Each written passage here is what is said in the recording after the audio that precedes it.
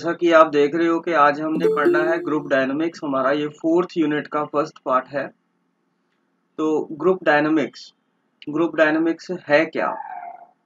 Basically ये जो group dynamics है ये दो शब्दों से मिलके बना है, एक है ग्रुप और दूसरा है डायनामिक्स। तो ग्रुप का मतलब होता है basically a collectivity of 2 or more persons, जहाँ पे दो या दो से ज्यादा लोग जो हैं वो इकट्ठे हो जाते हैं। और dynamics comes from the Greek word which means force.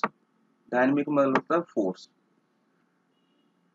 तो इसलिए ग्रुप डायनामिक्स का मीनिंग क्या हो गया? Is concern with the interactions of forces among group members in social situation. किसी भी सोशल सिचुएशन के अंदर ग्रुप मेंबर्स कैसे बिहेव करेंगे, कैसे एक दूसरे के साथ डील करेंगे, उसको हम कहते हैं ग्रुप डायनामिक्स।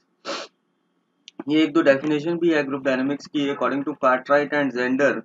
इसने कहा group dynamics is a set of behavioural and psychological processes that occur within a social group और बिटवीन ग्रुप्स। ये एक बिहेवियरल और साइकोलॉजिकल प्रोसेस है जो कि सोशल ग्रुप्स में और बिटवीन दो या दो से ज्यादा ग्रुप्स में भी हम लोग डील कर सकते हैं। It refers to the nature of groups, the laws of their development. Group का नेचर क्या है, ग्रुप कैसे डेवलप कर रहा है, and their interrelations with individuals, और उनके आपस में जो इंडिविजुअल उनके आपस में कैसे रिलेशंस हैं, एक दूसरे के साथ वो कैसे जुड़े हुए हैं। Other groups and larger institutions, अपने ग्रुप के साथ, दूसरे ग्रुप्स के साथ, और जो बड़ी ऑर्गेनाइजेशन है वो एक दूसरे के साथ कैसे जुड़े हुए हैं, इसको हम कहते हैं group dynamics.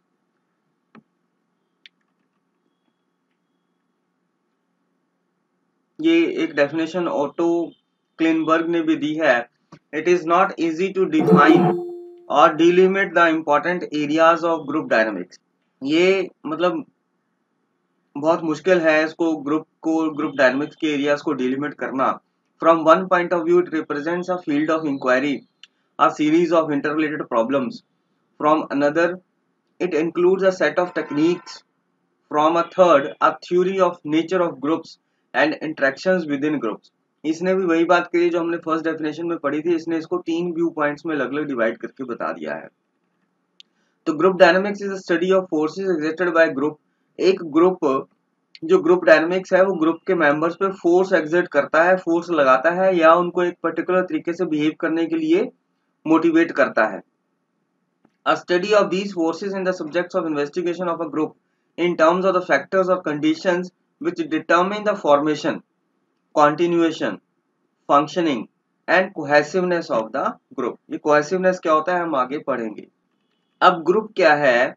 Group, a group of individuals does not necessarily constitute a group. ये जरूरी नहीं है कि जहां पे 4 व्यक्ति इकट्ठे हो गए हम उसको ग्रुप कह देंगे। ग्रुप के लिए और बहुत सारी बातों का होना जरूरी है जो हम अभी पढ़ेंगे। एक डेफिनेशन है न्यूकॉम ने दी है, a group consist of 2 or more persons who share norms about certain things with one another and who social rules are closely interlocking. मतलब जो है वो एक दूसरे के साथ अपने जो सोशल नॉर्म्स हैं वो शेयर करते हैं, सर्टेन पक्के नॉर्म्स होते हैं उनके, और जो सोशल रूल्स हैं वो एक दूसरे के साथ इंटरकनेक्टेड हैं, एक दूसरे के साथ बहुत ज्यादा। जैसे इसमें क्या कैरेक्टरिस्टिक्स होती हैं एक ग्रुप की, हम ये करेंगे। 2 और मोर पर्सन्स होते हैं, फॉर्मल सोशल स्ट्रक्चर होता है, हर एक ग्रुप का कुछ ना कुछ रूल्स एंड रेगुलेशंस होते हैं। कॉमन फेट है, जैसे एग्जांपल है कि सारे एक ही दिशा में जा रहे हैं। कॉमन गोल है, डेस्टिनी, गोल अचीव जो करना है वो एक ही है। फेस टू फेस इंटरेक्शन होता है, एक दूसरे के साथ वो लोग बातचीत करते हैं। इंटरडिपेंडेंस है, एक दूसरे के साथ मिले हुए हैं, एक दूसरे के बिना वो पूरे नहीं है, हमेशा उनको किसी न किसी रूप में एक दूसरे की जरूरत पड़ती है। Self definition as a group member, what one who belongs to the group. इसमें ये होता है कि उस व्यक्ति को भी लगता है कि मैं उस ग्रुप का मेंबर हूँ, इंपॉर्टेंट मेंबर हूँ। और रिकग्निशन बाय अदर्स, और दूसरे भी उसको रिकॉग्नाइज करते हैं कि वो एक व्यक्ति जो है वो अपने ग्रुप का मेंबर है। तो एक ग्रुप होने के लिए ये सारी क्वालिटीज का होना, कैरेक्टरिस्टिक्स का होना जरूरी है। बच्चे समझ आया ग्रुप क्या है और ग्रुप डायनामिक्स क्या है? ये समझ में आया ग्रुप क्या होता है? पता लगा ग्रुप क्या है? जी नहीं पता लगा। ग्रुप के लिए ये सारी कैरेक्टरिस्टिक्स का होना जो मैंने हाईलाइट करी हैं, ये इनका होना बहुत ज्यादा जरूरी है। और ग्रुप डायनामिक्स क्या है? जब एक ग्रुप किसी इंडिविजुअल मेंबर्स के बिहेवियर को अफेक्ट करता है, हम उसको तब कहते हैं वो ग्रुप डायनामिक्स है, कि एक व्यक्ति जो है वो अपने ग्रुप में कैसे बिहेव करेगा। ठीक, इसके बाद अब हम बात करेंगे टाइप्स ऑफ ग्रुप की, कि ग्रुप कितनी तरह के। मैं बच्चे ये ना आपको पीडीएफ में आपको ये भेज दूंगा, आप लोग सब लोग इसको पढ़ लेना और कल हम इसको डिटेल में भी डिस्कस करेंगे दोबारा से, ठीक है। टाइप्स ऑफ ग्रुप्स के बारे में बात करेंगे कि कितने तरह के ग्रुप्स होते हैं। कुछ फॉर्मल ग्रुप्स होते हैं, कुछ इनफॉर्मल ग्रुप्स होते हैं। अगर हम फॉर्मल ग्रुप्स की बात करें तो सबसे पहले आता है हमारा command group. Command groups are specified by the organisational chart and often consist of supervisor and subordinates. जैसे मान लो एक कॉलेज या स्कूल है, उसमें कमांड ग्रुप्स होते हैं, पहले प्रिंसिपल है, फिर टीचर्स है, फिर स्टूडेंट्स हैं, ठीक है ना। ये फॉर्मल स्ट्रक्चर होता है। जैसे कंपनी में हम पहले सीईओ लगा लें, फिर सुपरवाइजर्स हैं, मैनेजर्स हैं, सुपरवाइजर्स हैं, ठीक है ना, फिर फोरमैन है, वैसे करके।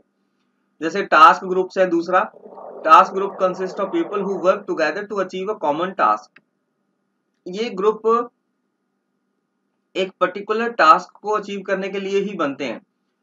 जब वो टास्क पूरा हो जाता है तब वो ग्रुप खत्म हो जाता है।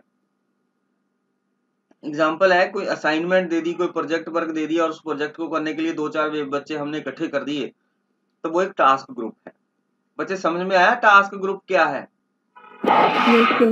कोई प्रोजेक्ट हमने काम करने के लिए दे दिया, उसमें 4 बच्चों को इकट्ठा दे दिया, जैसे ही वो प्रोजेक्ट खत्म हो जाएगा वो ग्रुप भी खत्म हो जाएगा, ठीक है ना, वो है टास्क ग्रुप। एक है functional group. Functional group is created by the organisation to accomplish specific goals within the unspecified time frame. इसका टाइम फिक्स नहीं होता है। Functional groups remain in existence after achievement of current goals and objectives. एक जो current गोल है, अगर हमने वो अचीव कर भी लिया तब भी फंक्शनल ग्रुप खत्म नहीं होगा। जैसे कंपनीज में होता है, एक मार्केटिंग डिपार्टमेंट अलग से होता है, फंक्शंस के बेस के ऊपर बनाया जाता है। फाइनेंस डिपार्टमेंट अलग से होता है, कस्टमर सर्विस डिपार्टमेंट अलग से होता है, अकाउंटिंग डिपार्टमेंट अलग से है, ठीक है ना। ये जो अलग अलग फंक्शंस के बेस के ऊपर जो हमने ग्रुप्स बनाए उनको हम कहते हैं फंक्शनल ग्रुप्स। जैसे मैंने एग्जांपल दी है, कंपनी में, फैक्ट्री में मार्केटिंग होता है, कस्टमर सर्विस है, फाइनेंस है, अकाउंटिंग है, ठीक है। ये अलग अलग जो है वो फंक्शनल ग्रुप्स हैं। इनके कुछ ऑब्जेक्टिव्स हैं, ऑब्जेक्टिव अचीव करने के बाद नया ऑब्जेक्टिव आ जाता है, लेकिन ये जो ग्रुप है वो खत्म नहीं होता।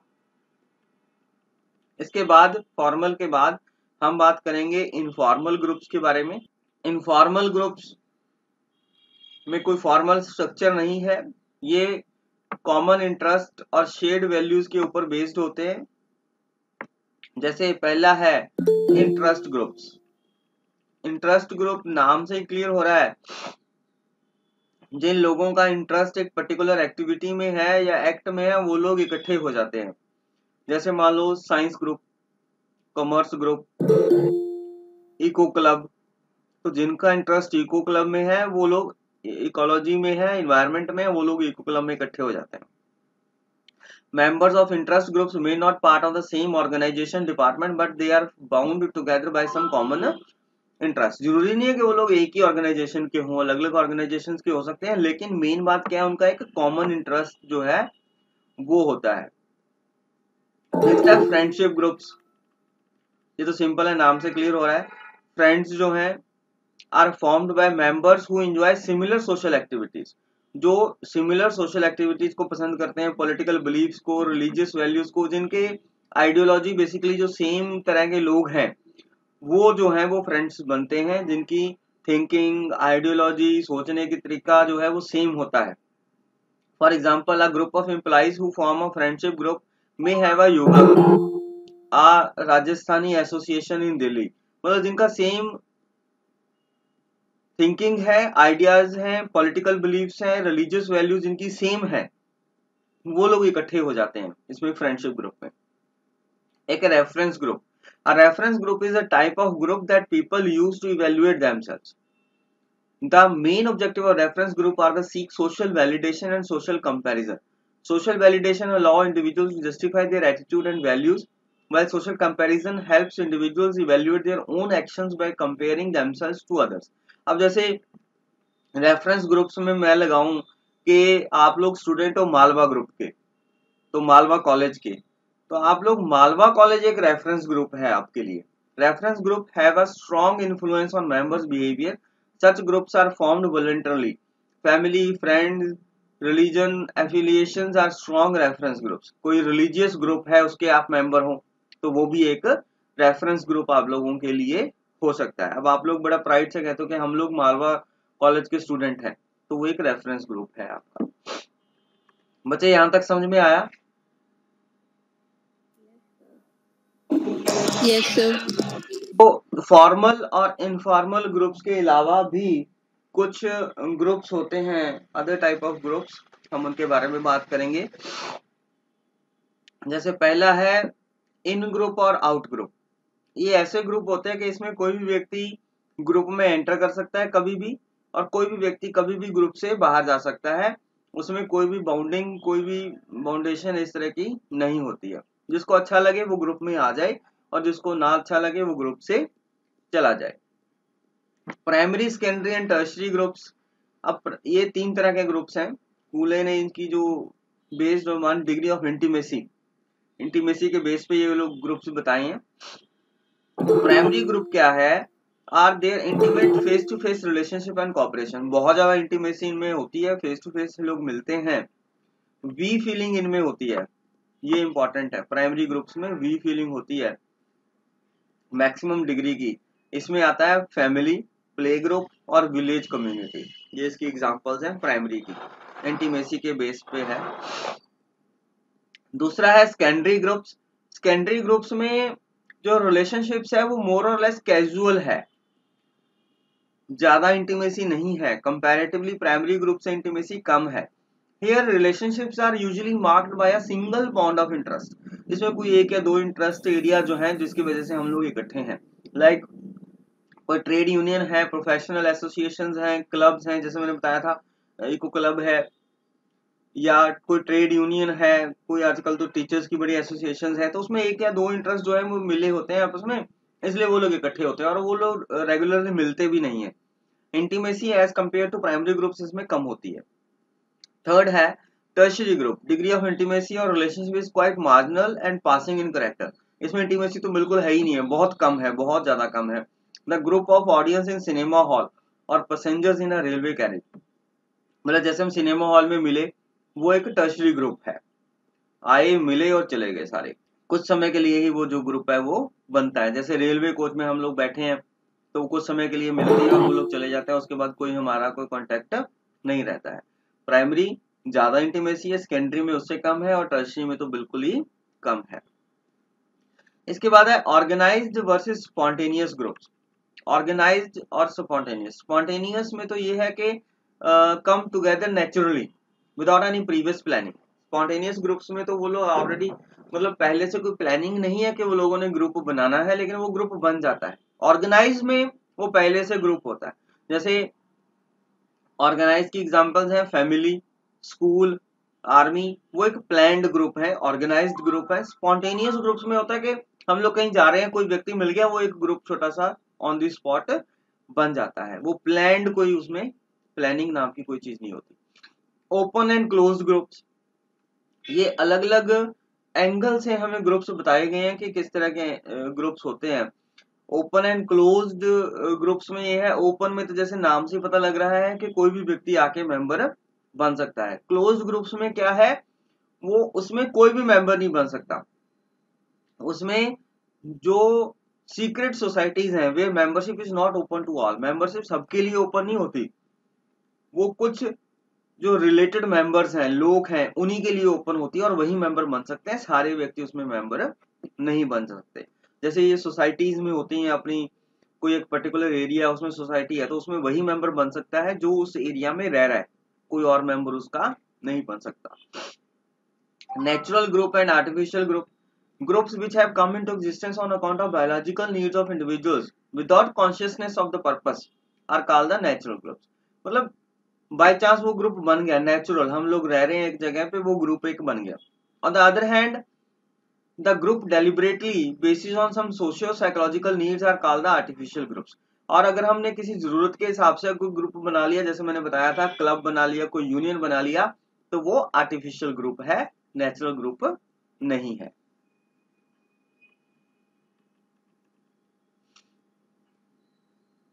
बच्चे समझ में आया? Yes sir.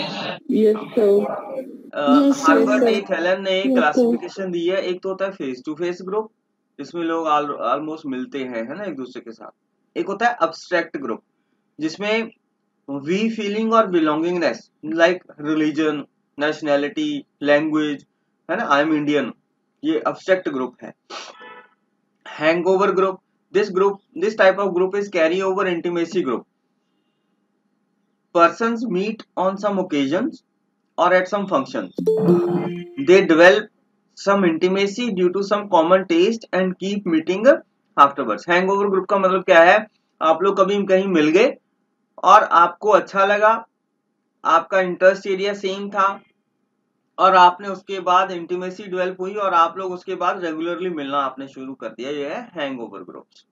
जैसे हम लोग कहीं जा रहे हैं, कोई रेलवे में या बस में जा रहे हैं, कोई व्यक्ति मिल गया, हमें अच्छा लगा, तो हम उससे फिर बातचीत करते हैं, नंबर एक्सचेंज हो जाते हैं, फिर हम बाद में भी उसके साथ इन टच रहते हैं, तो इनको हम कहते हैं हैंगओवर ग्रुप्स। तो बच्चे ये थे सारे टाइप्स ऑफ ग्रुप्स। अब हम बात करेंगे फैक्टर्स अफेक्टिंग ग्रुप बिहेवियर। एक ग्रुप बिहेवियर को कौन कौन से फैक्टर्स जो हैं वो अफेक्ट कर सकते हैं। तो इसमें सबसे पहले तो बात आएगी ग्रुप मेंबर रिसोर्सेज। हमने करना क्या है? Factors affecting group behaviour. जब एक व्यक्ति किसी ग्रुप का मेंबर है, तब उसका जो बिहेवियर है वो कैसे अफेक्ट करता है, कौन कौन से फैक्टर्स अफेक्ट करते हैं उसके बिहेवियर को।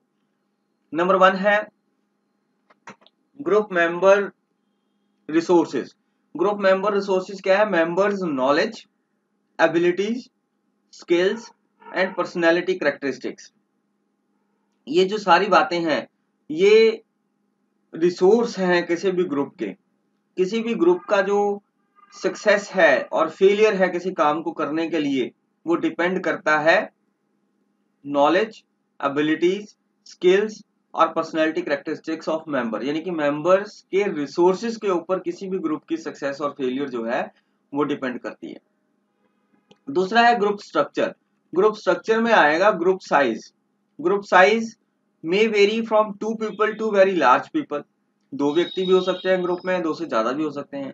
Small group of 2 to 10 are thought to be more effective because each member has ample opportunity to take part. देखो, अगर तो छोटा ग्रुप है तब हर एक व्यक्ति उस ग्रुप में अपना पार्टिसिपेट कर सकता है, कोई भी काम करना है, कोई भी डिसीजन लेना है तो अपनी बात वो कह सकता है। इसके उल्ट अगर लार्ज ग्रुप लेंगे तो उसमें जो डिसाइडिंग प्रोसेस है वो बहुत बड़ा हो जाता है, बहुत डिले भी हो जाता है डिसाइड करने में कोई भी। ठीक है ना? Evidence support the notion that as the size of the group increases satisfaction increases up to a certain point. जैसे जैसे ग्रुप बड़ा होता जाएगा सेटिस्फेक्शन एक लेवल तक ही आएगी, उसके बाद अगर ग्रुप और बड़ा होगा तब प्रॉब्लम होगी। Increasing the size group beyond 10 to 12 members result is decrease satisfaction. उसमें फिर डिक्रीज हो जाएगा, क्योंकि वो हर एक को हर समय मौका नहीं मिलेगा अपनी बात कहने का, या अपनी डिसीजन मेकिंग पावर हर एक के पास नहीं होगी। It is increasingly difficult for members of large groups to identify with one another and experience cohesion. अगर बहुत ज्यादा बड़ा ग्रुप है तब सारे लोग एक दूसरे को आइडेंटिफाई नहीं कर पाएंगे एक दूसरे के साथ, और ग्रुप कोहेजन भी नहीं होगा, एक दूसरे के साथ इंटीमेसी उतनी ज्यादा नहीं हो। अच्छा, इसके बाद है ग्रुप रोल्स। ग्रुप रोल्स जैसे फॉर्मल ग्रुप्स होते हैं, roles are always predetermined and assign to members. Formal groups में जो रोल्स हैं वो ऑलरेडी डिसाइडेड होते हैं, गिवन होते हैं। Each role shall have specific responsibilities. हर रोल की कुछ रिस्पॉन्सिबिलिटीज हैं, ड्यूटीज हैं। There are however emergent roles that develop naturally to meet the needs of the group. These emergent roles will often substitute the assigned roles. ठीक है, ये कुछ roles हैं बच्चे, एक डायग्राम दिखाता हूँ, ये टेबल है, ये देखो। एक है इनिशिएटर।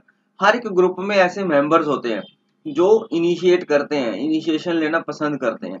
कुछ इन्फॉर्मर होते हैं जो फैक्ट्स को फाइंड करते हैं, इंफॉर्मेशन को फाइंड करते हैं। कुछ इंटरप्रेट होते हैं जो आइडियाज को इंटरप्रेट करते हैं। ये समराइजर्स होते हैं जो सजेशंस, डिसीजंस, आइडियाज को कंक्लूड करते हैं या समराइज करते हैं। तो ये बच्चे, ये जो रोल्स हैं ये हर ग्रुप में ऐसे वाले रोल्स, ये वाले सारे रोल्स होते हैं। अच्छा, कुछ ब्लॉकिंग रूल्स हैं। Blocking rules are the activities that disrupt the group. कुछ ऐसे व्यक्ति होते हैं ना हर ग्रुप में जो कोई काम करने नहीं देते, हर काम में रुकावट डालते हैं, ये काम नहीं होगा, ये नहीं करना चाहिए हमें, ये अच्छा नहीं होगा, है ना। कुछ ब्लॉकर्स होते हैं, उनको ब्लॉकर्स कहते हैं। उनका ब्लॉकिंग रूल है कि उन्होंने काम करने नहीं देना, ब्लॉक करते रहना हर time. Blockers will stubbornly resist the group's ideas, disagree with group members for personal reasons and will have hidden agendas। उनका अपनी कोई एजेंडा होता है, वो लोग ग्रुप को काम नहीं करने देते। They may take the form of dominating discussions, verbally attacking other group members and distracting the group with trivial information or unnecessary humor। वो लोग ध्यान जो है वो ग्रुप का भटकाते रहते हैं एक दूसरे की तरफ। अच्छा, एक है role conflict arise when there is ambiguity, मैंने confusion है about delegation and no specific job description। जहां पे ग्रुप मेंबर्स को बताया ही नहीं गया कि उनका रोल क्या है या उन्होंने क्या करना है। Between the sent role and the received role, हमने उसको बताया कुछ है, उसने समझा कुछ है और वो कुछ और तरीके से वो बिहेव कर रहा है, जिससे क्या होता है, एम्बिग्यूटी या कंफ्यूजन है या फ्रस्ट्रेशन है, डिससेटिस्फेक्शन है, ultimately lead to turnover. मतलब फिर वो मेंबर जो है वो छोड़ के चला जाता है जब उसको ये कंफ्यूजन हो जाती है माइंड में।